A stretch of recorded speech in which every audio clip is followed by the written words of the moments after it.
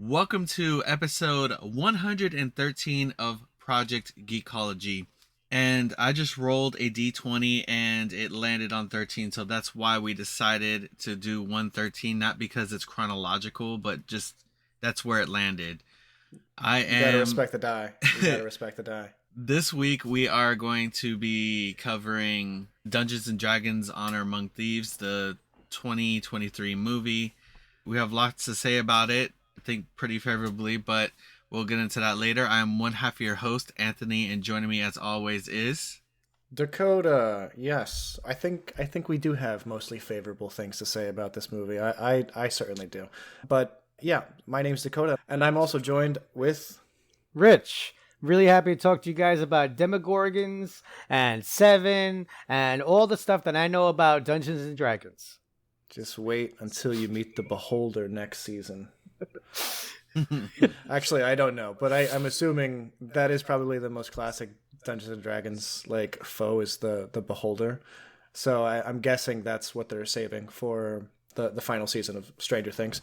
But yeah, I'm excited to see that whenever that comes out. But anyway, yeah, so we are covering Honor Among Thieves, the 2023 Dungeons and Dragons movie that did not perform well. I mean, at least not box office wise. It didn't perform in a way that it was immediately brought on or like greenlit for a sequel, which everybody and their mom wants. Anyone who's ever seen this movie is just like, wow, this is too good for its own right, and it definitely deserves more like space to grow on screen. So I hope we do eventually get to see Holga and Edgin again in another adventure, but for now we can enjoy Honor Among Thieves to the fullest. But before we get into any of that, let's jump into what we've been up to these past 2 weeks, because I was sick last week. So Anthony, what have you been up to? Dakota was down with the sickness. The flu. Yes. So honestly, like these past couple of weeks have been like really me prepping to kind of shift over my job role. Nice. I'm slowly starting to get in the equipment for my job. I get a work phone. Like they sent me, like I got in a package from my job today, and like I opened it up, I'm like, okay, this is small. This isn't like a computer, because like the box wasn't like big enough to like fit like even a laptop.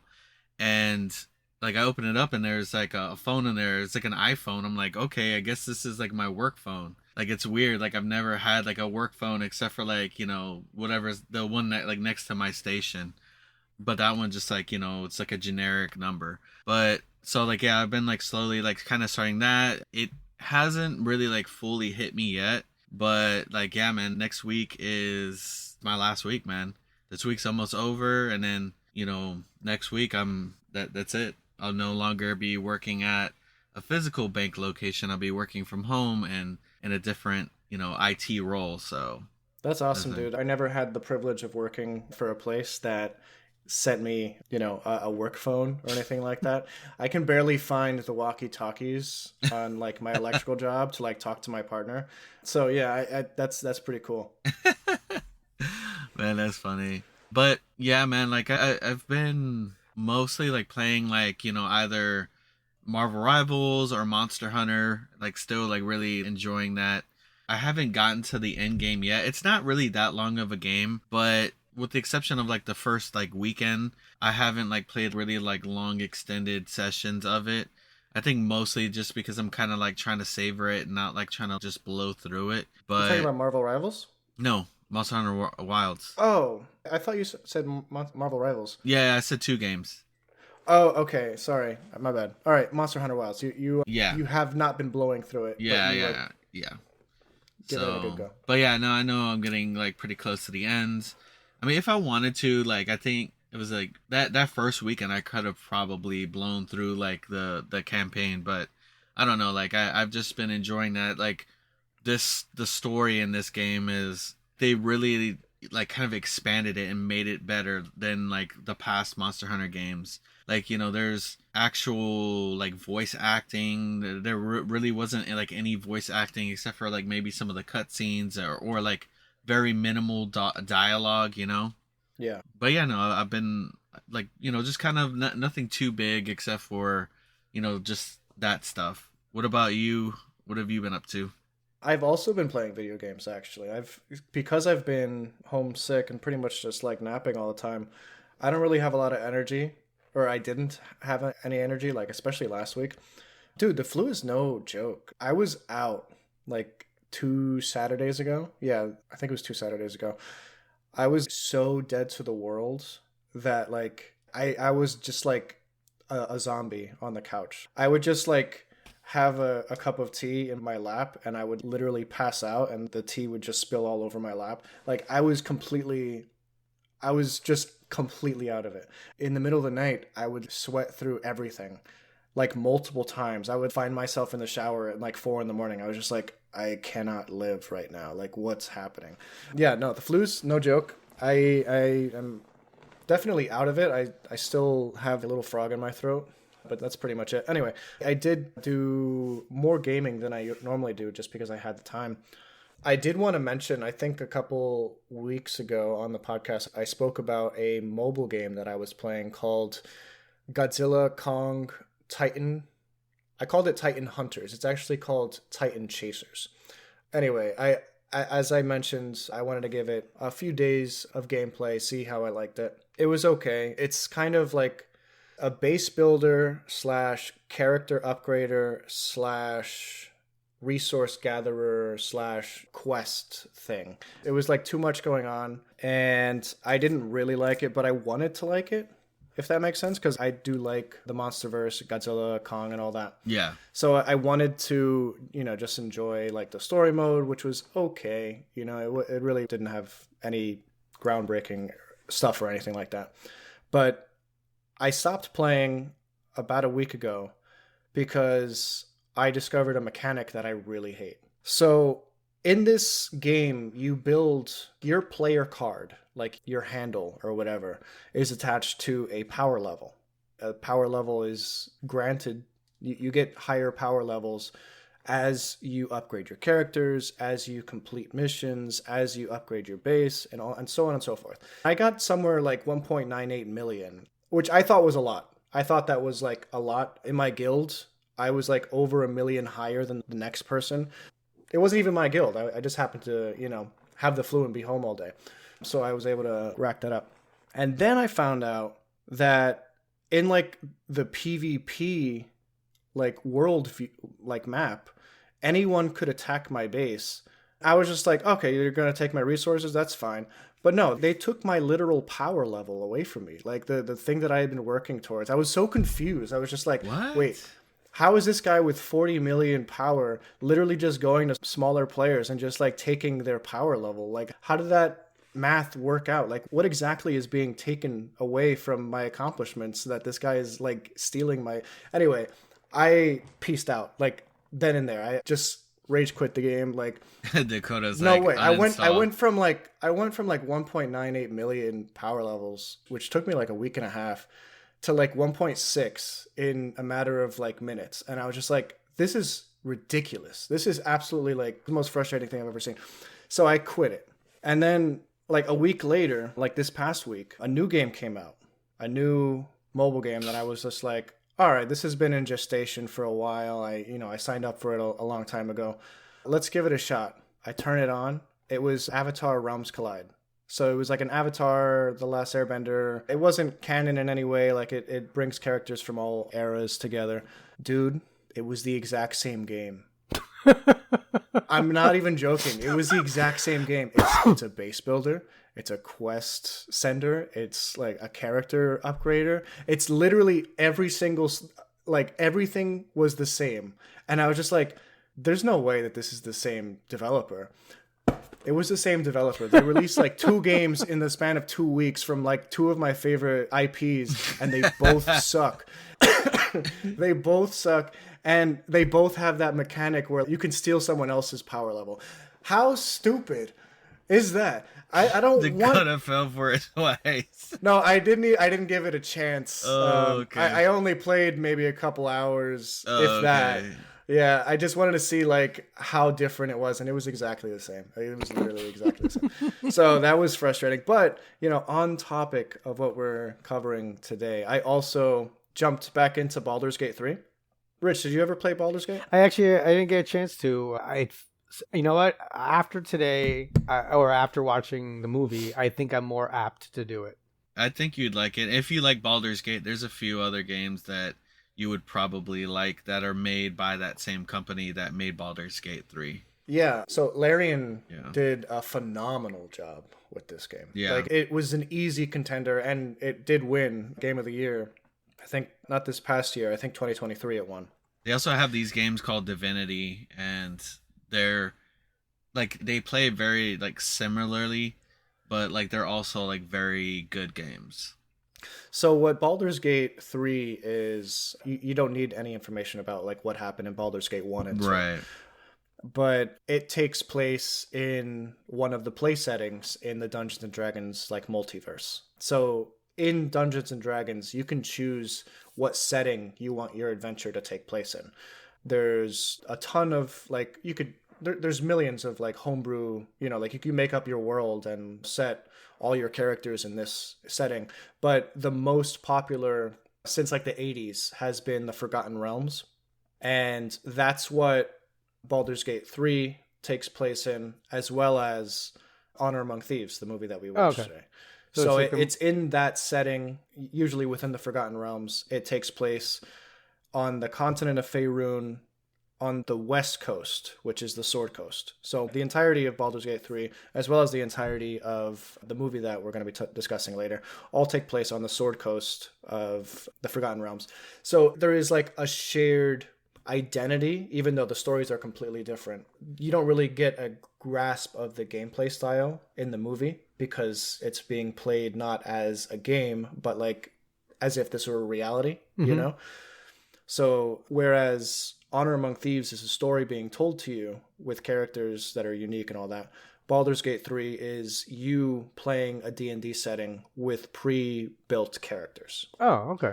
That makes sense. So what's great about Baldur's Gate 3 is that there's kind of like an infinitude of like possible endings and possible paths you can choose based on your decisions. So it's not like, back in the day they used to make the Telltale games where like you had the perception of choice. There was no real choice. Maybe there was on like a couple things, but most decisions led you to the same conclusion. This game is completely different. You can have an entirely different experience and gameplay and story than I do, just based on the decisions that you make in not only like dialogue, but how well you roll each decision. Yeah. Wow. So, all right. So I cheat a little bit in the sense that like I have a lot of like just random saves. I'm like, I know something big's about to happen. Let me just save this just in case I don't like the outcome. Yeah, dang, that Dakota the save scummer.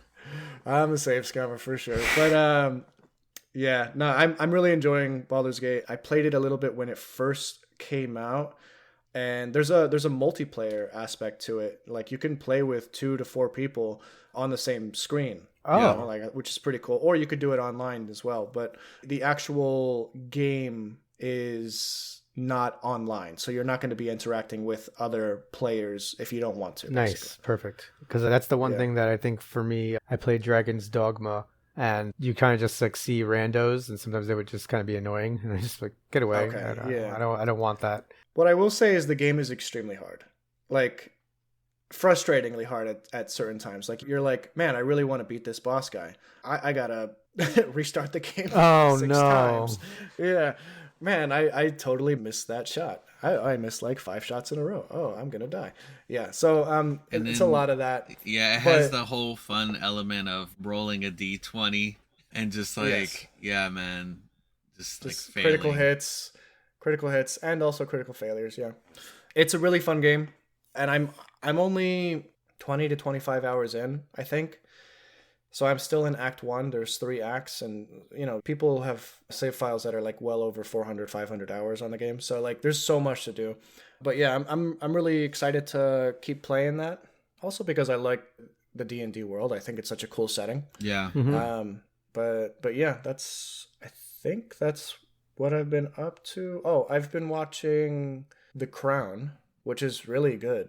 Like, I mean, I didn't think it wasn't going to be a good show, but like it's based on the history of modern day royalty in Britain and the lives and crazy stories that they've had since the 50s and 60s all the way. Like I'm in the late 90s now, like Princess Diana just died.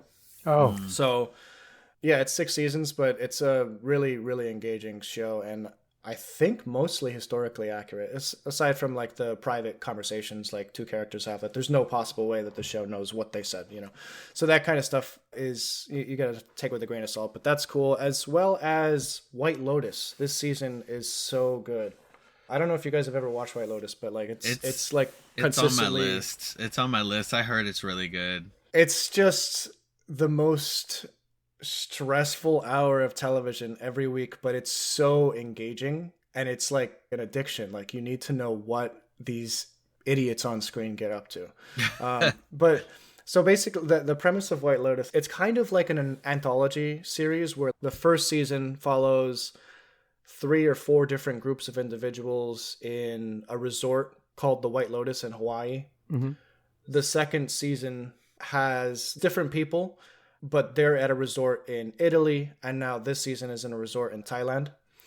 And it's completely different cast and characters, but there's one person each season that ties back to past seasons. So there is an overarching thread, but it's nuts. Every season ends with the worst possible thing happening at these resorts. So far, each season, 1 or 2 people have died, you know, and you're kind of like guessing who's going to do it or what's going to happen. And these people get into like the craziest stuff ever. It's honestly just extremely good TV. So I'm a big fan of White Lotus. This season has been really fun. I think there's 2 more episodes left. I should be an 8-episode season. So anyway, that's what I've been up to. I had a lot to say this time. Sorry. Rich, I'm going to throw it over to you. What have you been up to? I don't know. I'm kind of like in this dead mode before baseball starts. I've been lowering myself to watching spring training baseball games, which is... Oof. It's a little painful. If you want to feel like you threw your life away, just watch a spring training baseball game. But luckily, most of them are at 1 o'clock, and I happen to have a break for about an hour before I teach my next class at that time, and I'm usually by myself, so I could just kind of tune in and zone out a little bit, do some grading. I've been watching Daredevil. I've been keeping up on it, so through episode 4. I'm really loving it. I think it's fantastic. I think it's one of the best Marvel shows they've made. I know that I normally am not very, I normally don't have a problem with a lot of the content, but I mean, Secret Wars was summarily bad, but I can't say like, oh no, this was good. There's nothing good about that, and I feel like it was a waste of my time. But I'm loving it. I mean, I think part of it's Fisk is so good. What's his name? The roach alien, the bug alien from D'Onofrio. There we go. Yeah. I just remember him as the bug alien from Men in Black. From Men in Black. Yeah. But so it's crazy that he looks so different. I know, but in that movie, like because he was, I don't know how he was like making it look like he really wasn't, like his skin wasn't his. It was just unbelievable. It was a crazy performance. Yeah, no. Like we should have seen this coming. We should have known back then that this guy was going to be great. So if you're not watching Daredevil, go watch Daredevil. I highly recommend it. Highly recommend it. And then of course I finally did get my hands on MLB The Show. So I have been a complete degenerate. I'm confident that nobody from our job is listening. So I clearly was not at work the day it came out for early release. I gave myself a mental health day. I did have to monitor. To be fair, I had to monitor like some work stuff, and it was just way easier if I didn't have to be in the building because it was like digital. So like, I know it sounds weird because I'm a teacher, but anyway, I had to do that stuff. So it was way easier to be at home. And then, MLB The Show twisted my arm a bit. So it's been great. I mean, there's nothing like having, I don't know if you guys know who this is. His name is Juan Soto. He used to play for the Yankees, but he's going to be a Met for the next 15 years and probably bring home at least 3 World Series. There's nothing like playing a game and having like the best guy on your team, and it's not because you had to start a franchise and like mortgage everything or like force trade. Like, so Anthony, there's a meta conversation happening right now where Rich is deeply trying to make me a Mets fan and I'm a Yankees fan. So I basically, he told my wife at work that he's gonna get me into being a Mets fan, and I said you need at least a couple World Series before like I could even consider that. But all right. So we're starting off here, and I'm hoping starting fresh. I'm hoping that if I win in the game, I can just send Dakota screenshots of the Mets winning the World Series. And that'll confuse me. Yeah, he'll be like, "Whoa, what? That's crazy." He's like, it's March, man. How did you get that footage?" You'll confuse him into being a fan. And I tried with baseball. I couldn't get into it. In New York, it's a different beast. I will say that it is like the water cooler sport out here. So. Yeah, what was it? Miami. I mean, we have a team down here, but like. Baseball is just like not our thing, man. Right? Down It's not. here, It isn't. Yeah, and I get it. Well, I mean, it doesn't help that your team decides like, hey, you know what we should do? Get rid of all the good guys. Like the Marlins just will stack up and have a squad. They won the World Series, and then the next year, the guy just literally sold everybody away, and nobody was there. So that's good business. And you guys don't even have. Do you guys have a dome? Is it It's Lone Depot Park by you, right? No, there's something. I know what I don't even know the name of the stadium. I just know that I'll drive by it and be like, oh yeah, I think that's where the Marlins play. Yeah, it's probably. I'm a degenerate, and I have my water bottle, so it's Lone Depot Park. It's a different beast, and I will say one thing: if you haven't watched baseball in the last 2 years, have you watched in the last 2 years? Yeah, I've watched I've tried to watch a couple games, dude. My brain cannot like focus because on it. It's too slow moving for me. Gotcha. It's too slow moving for me. Like I have to. There's got to be movement. There has to be movement. Like I watch F1. There's always something going on F1. I even like basketball. There's a lot of like back and forth. I'm even like trying to like hop into hockey because there's a lot of back and forth. I'm gonna be honest with you. Even like football kind of takes me out of it a little bit because even that moves a little too slow for me. Yeah, I agree with the football. What I like about MLB is that it is psychological, and you could see when the players are in their head, they're in their own head, or like the other team is like wheedling their way into their subconscious like gameplay and stuff. It's actually kind of interesting in that respect. But yeah, no, I understand because I felt the exact same way that you did, Anthony, for most of my life, pretty much until like we decided to start going to games, and you get into it. I challenge you, Anthony. I'm going to come down to Miami. I'm not lying. I'm not even. This is not a joke. I'm secretly planning a trip to Miami on September 27th and 28th. All right. I'm whispering because I don't want my wife to hear this. It happens to be the last series of the year, and if the Mets playoff hopes are in doubt that weekend, I guarantee you that I have already looked at flights. I'm thinking about flying into Fort Lauderdale and then going to a game with my son, just my son, not bring my wife, and then just fly back home Sunday. So just lock it in there, baby. Look at Dakota's face. Okay, for y'all, for those of y'all who can't see Dakota, like while Rich was rattling that off, Dakota was like he was like stunned. Like, is this really being said? This is nuts. Anyway, oh man, that was good. All right, boys, let's talk about. Sorry, Rich, did you have anything else that you want to talk about? No, it's just like besides detailing your secret plans. Well, I will just. It's just because my wife bought me a water bottle, and it has every stadium, and it comes with a vinyl sticker. And these are amazing. They don't come off. Like once it's on the bottle, like nothing can take it off essentially. So, you can wash it, whatever. It's fantastic. And then whenever you go to a stadium, you put the sticker on the bottle. Okay. So it's a challenge. Yes. And it's a contract my wife gave me, which was really just not great thinking on her part because that means that I have to complete this, right? And that's why for her. And that's I'm doing it for her. I'm doing this for my family. So that's why I'm making This is a sacrifice you have to make. Make the trip down to Anthony, and we'll go to Lone Depot Park. If I'm in Miami, and you don't come with me, I'm gonna say, you know what? I thought there was honor among podcasters, but. Dang, that honor among podcasters. Not trying to drag me into a baseball game. Oh god. All right, shall we jump into the next segment of our show? Yeah. We shall. Do it. So, Dakota, is that what I think it is? What? No, for the sponsor of today's show. I'm cracking open a Slim Jim. Oh, yeah. Snap into a Slim Jim, Dakota. I just see you peeling something, and I'm like, this man does not have a Slim Jim in his hand right now.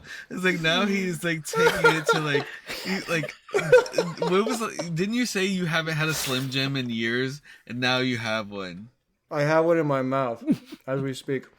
I will say it's not as juicy as I remembered, but if you're reviewing our podcast right now, please be sure to give us a nice, juicy 5-star rating. Juicier than a Slim Jim, please, not this dry meat stick. Dude, I'm done.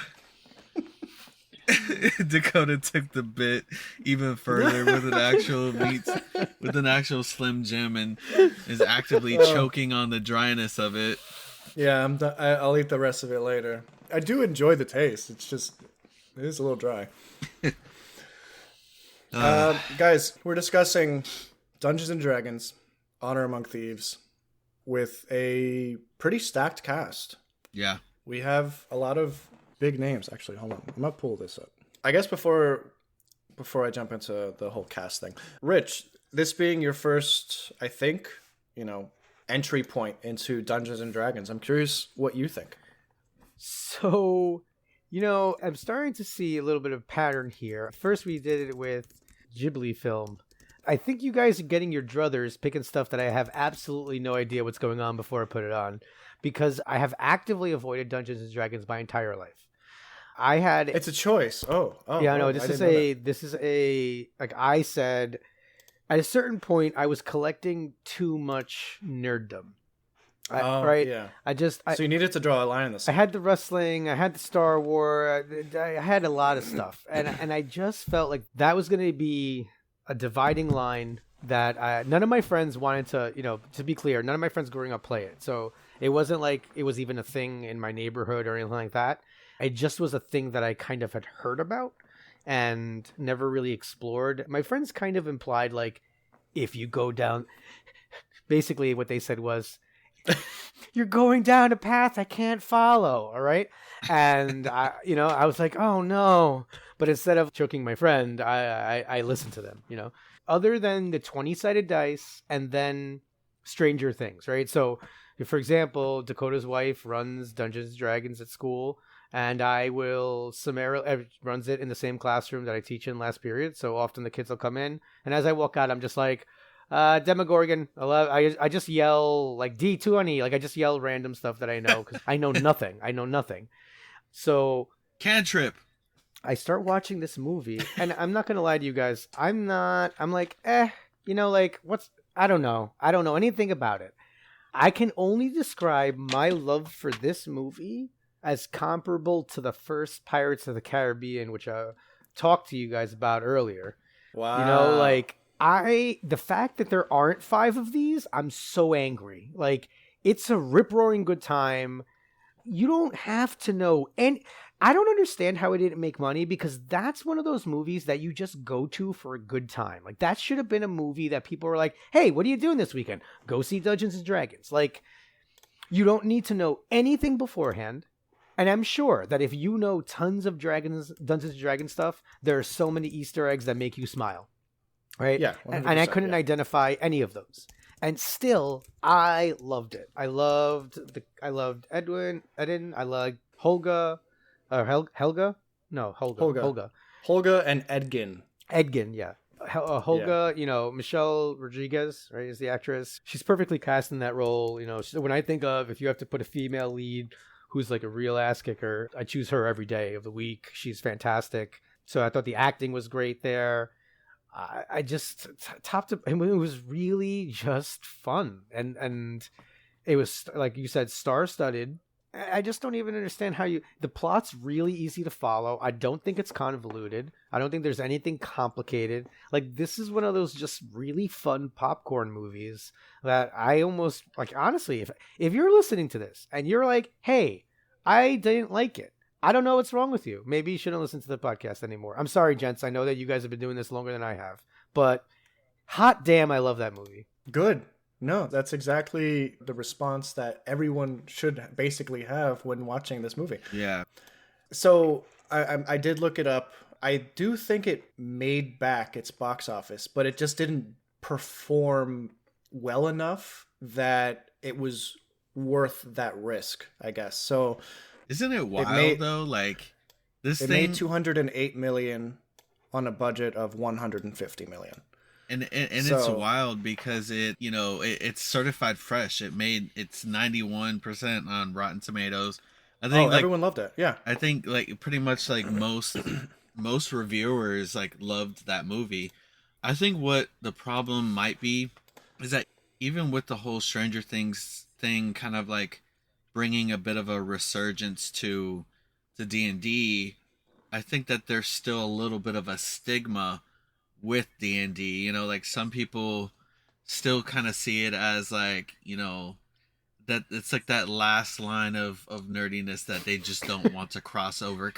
Very similar in a way that like, Rich, right? Rich was like, that I've got to draw a line somewhere and D&D is it, So that's a lot of people. I mean, I talked to one of my friends, her and her husband, they run an anime geeky anime and like board game shop, right? And her husband, like he's all about stuff like D&D and different board games and stuff. And she's like, I'm not doing that. Like that's like just deep nerdiness. And I'm like, oh my god. I was like, you're already like in the thick of it with the nerdiness. Like what like D&D is it's like literally your life. You've got a shop. I'm like D&D is like not like you're not even going any deeper with D&D. It's like there, Yeah. But yeah, so I think that that there is a little bit of like a stigma with it. Even though it was such a like fun film. I loved it, dude. Like when it was in theaters, I definitely went back to see it. I know I saw it at least twice, but I'm pretty sure that there might have been a third time in there, but I definitely saw it twice. Nice. You have done your duty, soldier. Yeah, I don't remember how many times I saw it. I might have only seen it the one time in theaters. No, I definitely saw it twice because I made a video timeline about it. So I definitely was present for multiple viewings. But yeah, that was a real heartbreak. Like that it just was not seen, and everybody online was just like on Twitter, it's like once a week, what's a movie that deserves a sequel, and it will always like pop up as like number one or like the most quote tweeted. It's just the most fun like in a movie theater that I've had in a long time. I agree, and one of the biggest things that I love about this D&D movie is that like because I do have the full kind of relationship with D&D, like, actually like playing in it. I mean, I haven't done any DMing, but I'm in a weekly session. And so like, I know how like playing D&D is like, just kind of the zaniness of it. And this movie was like watching a D&D session. It was like all of the like, the successes, the failures, like some of the like, kind of trip ups, a lot of stuff that happened in it. Like it makes you think like, dude, this is something that you would experience playing D&D, The best example of like the zaniness that you can get into with D&D kind of even stems from just like the beginning of the game or the beginning of the movie, where you have Edgin and Holga trying to break free from prison while in that like meeting to like, go over their case, which is probably, it's such a funny scene. The Aarakocra named Jarnathan, not Jonathan, Jarnathan. It's so funny. But that is something that you can picture D&D players like coming up with. Oh, can I inspect the room? Yeah. You have a large circular window behind you. You have 4 judges on a table in front of you. What do? I take the judge with wings and I run towards the window and try to survive.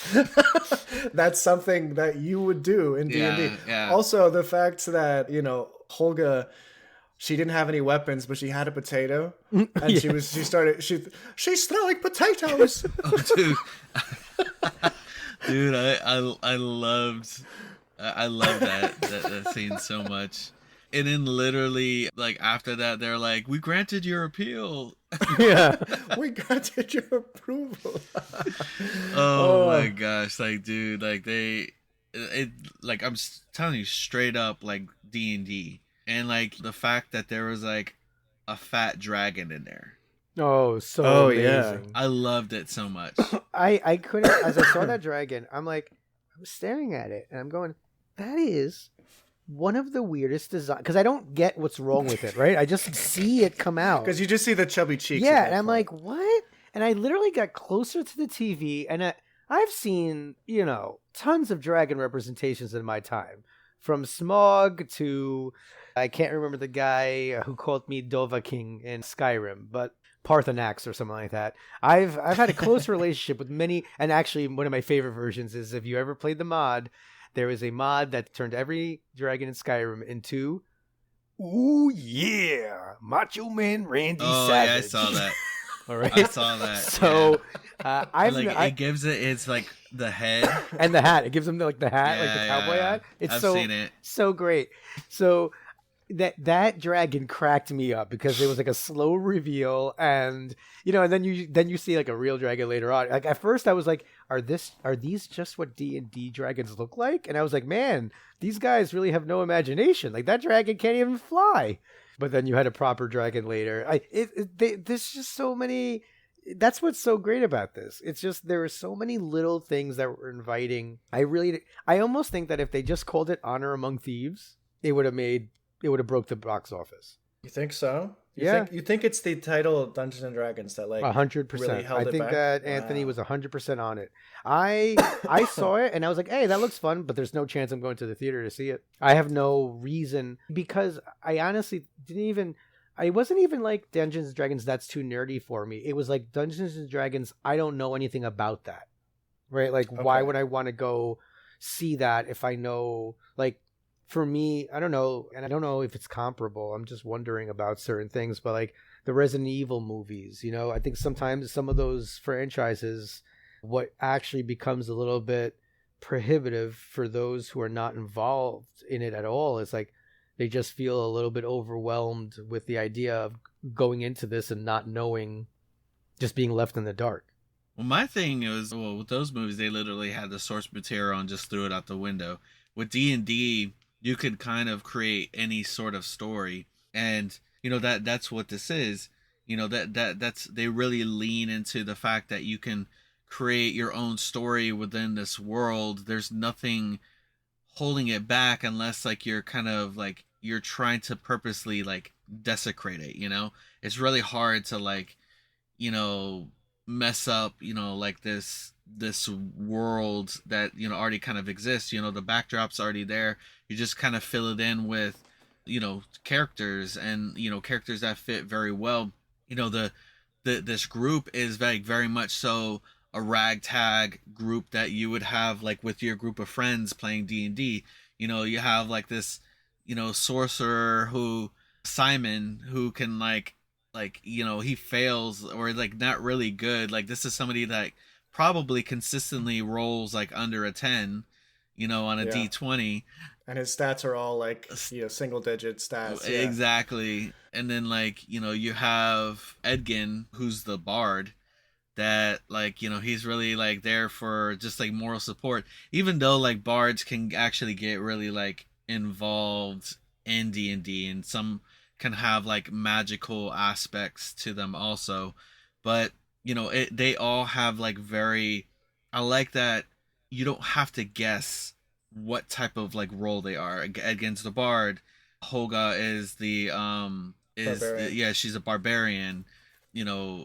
Simon is a sorcerer. You have, oh my gosh, what's her name again? Doric. Doric. That's the druid. And so what I like about those like core 4 characters is that the classes don't necessarily complement each other at all, but the characters do, like, so, and that's kind of the whole thing with D&D. Like, you don't necessarily have to, like, when you're building your characters with your party, you don't have to like make characters that will complement another character. You will just figure out ways to overcome challenges with your unique set of abilities that you each collectively have, you know? And I think that is really showcased well in this movie. Yeah, no, I absolutely. I like you have Xenk, who is pretty much like he's a paladin. Yeah, he's a paladin. And dude, I loved his character so much. Like how literal he was. Now, when he finally comes like, to Forge at the end, like, is he still walking in that straight line from when we left him earlier? Oh my gosh, when he like walks straight and he just like instead of walking around the rock, Yeah. he walks like over it. And then like I think like one of my like favorite lines of him was like Edgin's like, you know, oh, I don't trust this guy. He's got something in his sleeve. And then he's like, the only thing I have in my sleeves are my arms. Yeah. And then the brain creatures. The intellect devourers. Yes. And he's like, you know, the higher the intellects, you know, like they'll like devour you, and they just like bypass them all. What's crazy is I restarted Baldur's Gate 3 recently, and it starts with you either like befriending or like not befriending an intellect devourer. Yeah. You know? Like you could either kill it on the spot or you could let it like guide you through the tutorial. Yeah, so that's pretty cool. Going back to the dragon, what's cool, like there's certain things that they just totally made up for the movie. Like there's concepts that they totally made up that they later put in the game. Like the frozen prison wasn't a thing in like D&D canon or lore, but they added it after the movie. But one thing that was there was the dragon Thembershad. And he was always a big boy, like in other books and games. But I guess this takes place a little bit after that, timeline-wise. Like, so they like just blew him up even more for this movie, which is just hilarious. They're like, we already got a chubby dragon, let's make it chunky. Yeah, I really liked when they were going to the it was the Underdark. Yes. And they had like this whole crazy like sequence with a bridge, and like Simon steps on like a piece like and completely like takes down the whole. I love that Xenk is like, it's quite simple really, and then he starts like detailing this like 30-step plan to get across the bridge in quick succession. Oh, it's so good. It's so wild. Good. And then I like that they have a what was it? Because my party has one, a hither thither staff. Oh, do you have a yeah, we have one. Staff? Yeah. So like they're like, oh, this is hither thither staff. I'm just like, you know, I did the whole like Leo DiCaprio like pointing at the screen. That's cool. I think the hither thither staff was also one of those items that they added to the game after the movie, like. On D&D Beyond, which is like the online portal where you can like basically collect all your source books and all your character sheets and everything, they added like 5 or 6 new sheets of like lore and character like NPC stuff for the characters in the game or the characters in the movie, as well as like certain items like the helmet of disjunction. Like that as a new item that basically they just added to the D&D lore that you can use in your games. I don't think the hither... I'm not sure about the hither thither staff, but I think it began in Honor Among Thieves. You know what's crazy is that like in the D&D session that I'm in, like we were also like in a realm called Hither. Oh really? Yeah, we're in the Feywild. Oh, that's really cool. Yeah, dude, it's a lot of crazy like stuff that's going on right now. Like we're just, I feel like we always get presented like with these contests that we all like barely like we're barely like scraping by in them. And like the last session we fought like 2 really crazy things like back to back, and one of our people died actually. Oh. Yeah, I almost did too. I was like, did they have to create a new character? Or? Yeah, I think so. I think they're gonna have to. That sucks. Yeah, I'm like, is the DM gonna allow them to like level up the character to your party's yeah, level? I think so. Yeah. Yeah, I'm pretty sure. So, Rich, in D&D, there is a level of... So, like in Baldur's Gate 3, you can always restart or, like, go to a load or whatever. But with Dungeons & Dragons, the board game, you could be playing this character for, like, 2 years, 3 years, and then all of a sudden you get a really bad day, and an enemy just decreases your health to 0, and then you have to commit to certain saving throws, and if you don't, your character dies. Yeah. And there are ways around What? that. If the DM, if the dungeon master decides, you know, like there's a way to bring your character back, or he wants to like do like an afterlife sort of campaign for your character to come back or something, like there's always a way around it. Right. Like, but a lot of DMs are very hard and fast on like your character died. That's it. Yeah. And then it was it like actually a cool thing though too is that like if you throw, so if you're rolling a d20 and if you land on a 20 on your like death saves, you actually revive with 1 HP. Oh, I would Yeah. be I would be absolutely furious if my character died after a number of years. Like I don't even I don't know what to tell. Like I would have to go on vacation or something after that. Like it would make me rageful to dedicate my time to. I didn't know that could happen. Like that's even. Oh man, like I actually was talking about possibly playing one day. The threat of my character dying, I don't know what I would do. even It in doesn't critical happen role, often. even in It critical doesn't happen role, often. But yeah. So yeah, go ahead and explain that one. even in critical role, like these people are playing their characters for like years, and like their characters will die. It's not a. You know, like they've, you know, and sometimes it's like it's always a good idea to have like a backup, you know, and then. You know, here for our ad break, you know, from our sponsor. Look, I have this open Slim Jim right in front of me. I gotta eat. By the it. way, I have it on good word that Dakota has already had 3 hot dogs today, and now he's still eating the Slim Jim. That is so much processed meat, friend. Hey, But he had to because it's our non-existent sponsor. Oh, that's right. I heard it's way better if you just drop it on the floor of like a track facility and just eat it off the floor. Like it actually adds a little bit of flavor. oh yeah, Rich. Oh yeah, Is that okay? Adds a little seasoning. yeah, just a bit. Oh my god. That AstroTurf dust. Oh man. Anyway, yeah. So let's talk a little bit about this cast because it's pretty stacked. So we have Chris Pine in the main character role of Ed Gandharvis. He does a phenomenal job of just mixing the camp with the heart. Yeah. And I think he's like that for pretty much every role he's in, which is it's perfect for him, you know. But he just embodies this bard character. And what I love about the campiness is that the people on screen don't seem to sense the campiness. Like he'll just he'll just jump into a song.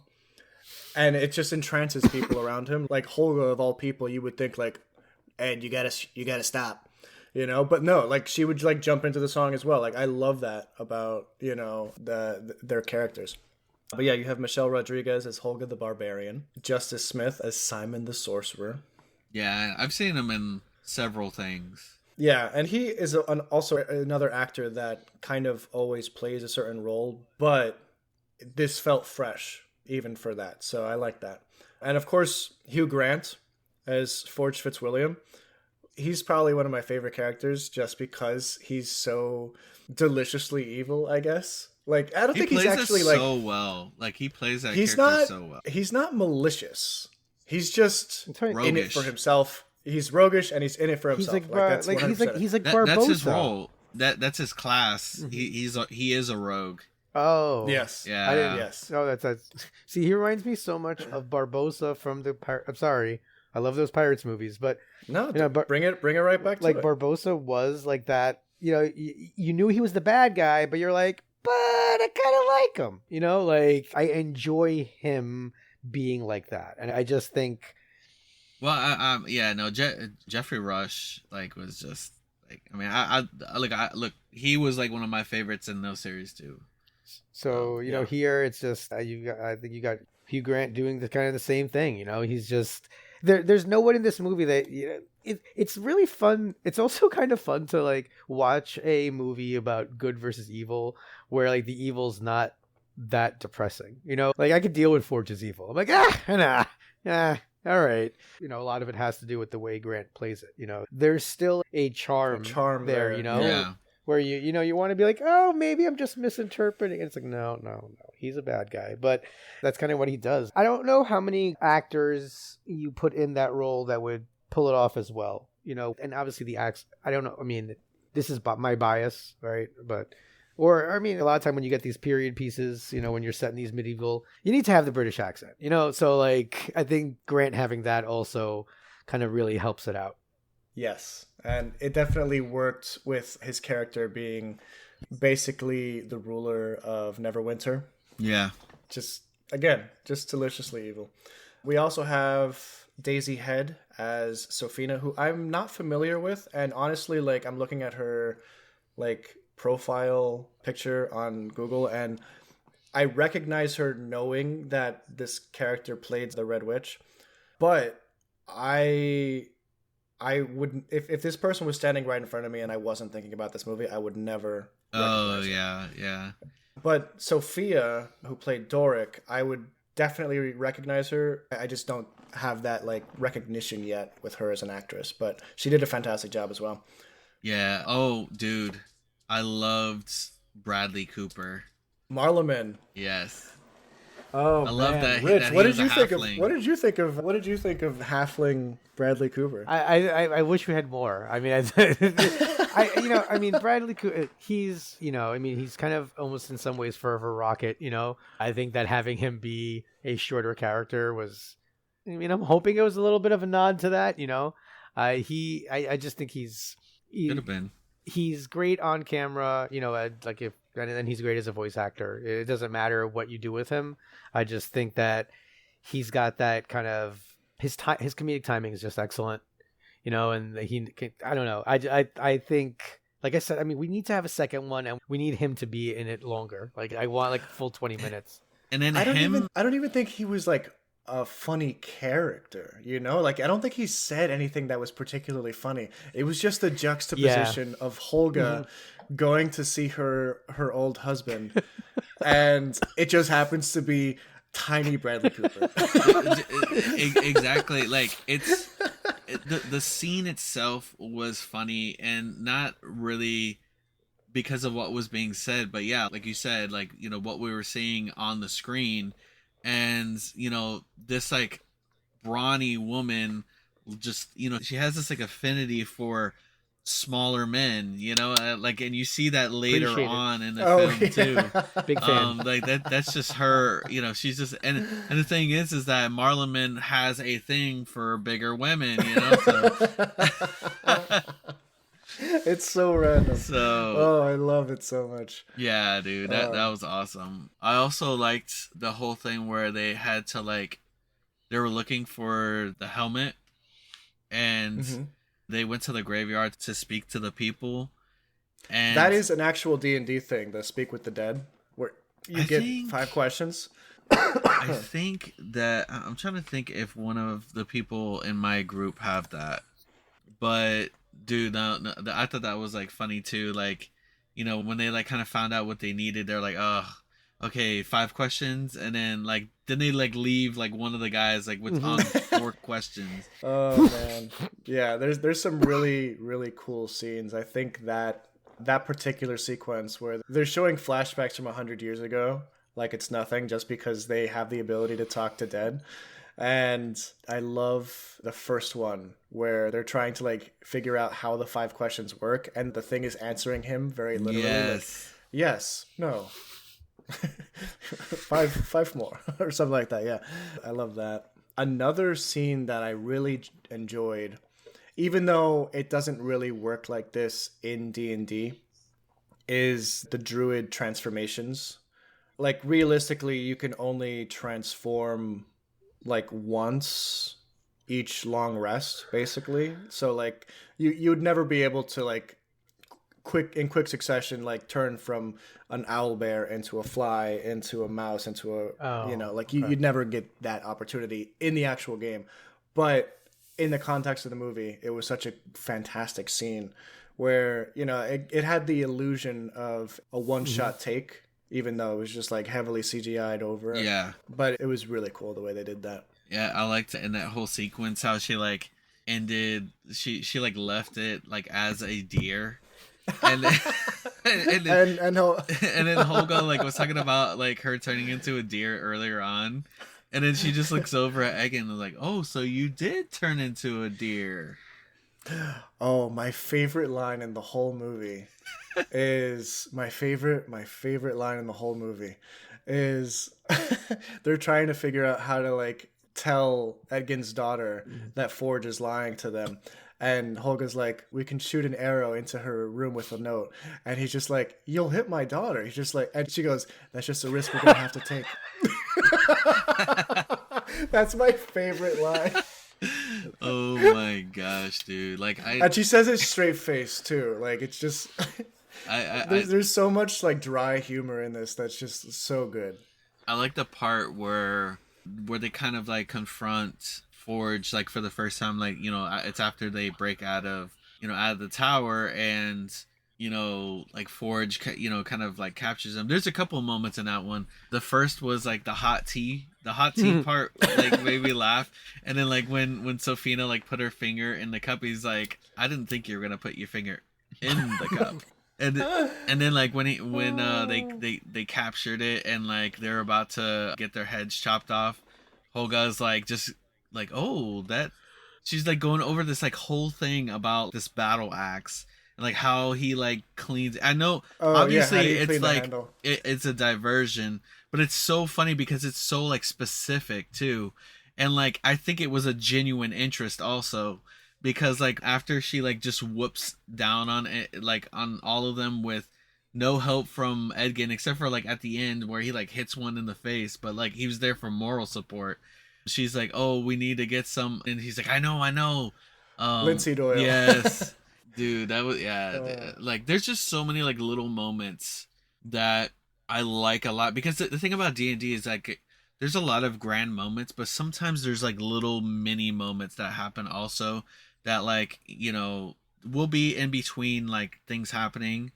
And like in our travels, in my sessions, the DM will be like, roll a d20 and we'll see if you like have an encounter. And like, it's like those minor moments that kind of happen that don't really affect too much of the greater story. Sometimes it can, but a lot of times it doesn't. But I just felt like a lot of that charm was also captured in this film. And dude, I find it insane that like we haven't covered it in all this time. It's like been been 2 years later. Yeah, I do think that there's a Dungeons and Dragons TV show that's coming out. I think that's in the works. And then there's also a D&D episode for Secret Level. Explain what Secret Level is for those of our audience. So we've talked about Secret Level a couple times. Secret Level is an anthology series, and it takes different IPs, like different video games, and like makes an episode out of it. There's one for D&D, there's one for like Warhammer, there's one for like Pac-Man, Mega Man. Like they took different IPs. They made like episodes for them, and so D&D is one of those IPs that they made an episode for. And then they're actually a go for a second season. Like they did like pretty well with like people reviewed it pretty well, so you definitely should hop on it. So Sean Levy, the guy behind Stranger Things, is actually producing Netflix's Dungeons and Dragons show. Okay. Yeah. So that could be cool. Yeah, and it is set in the Forgotten Realms, just like Baldur's Gate, just like Honor Among Thieves. He must have been a D&D fan to incorporate that in. I think so, probably. Yeah, because like Stranger Things didn't have to, like, it wasn't essential. It was just like it was the charm of the show. So he didn't. I don't think he wrote Stranger Things, but he was involved in some of like the bigger episodes. like the Vecna episode where they were coming after Max. Oh, Like, okay. he directed that one. He directed Deadpool 3. So he's got some big names under his belt, but yeah, he's been around D&D through the Duffer Brothers and Stranger Things, but I don't know necessarily if like how deep he is, obviously. I mean, if he's connected to the Netflix Dungeons and Dragons show, like I'm assuming Yeah. he has some. This is his like second show that's got some like D&D influence, so. Right. But yeah. Any last thoughts on Dungeons and Dragons Honor Among Thieves, guys? I feel there's a lot of thoughts. It's just, this is like one of those movies that you can always revisit, you know, and just enjoy watching it. I like coming back to this. I've seen this movie, you know, a handful of times now, and like watching it to do this episode, you know, it didn't feel like a chore. It was, you know, I mean, with most of the stuff, but like it was definitely like a joy to come back to it. But yeah, man, I think that if any of y'all have listened to this whole thing and have not seen the movie, there's a lot obviously that we didn't cover about it. You know, like the biggest thing being the story.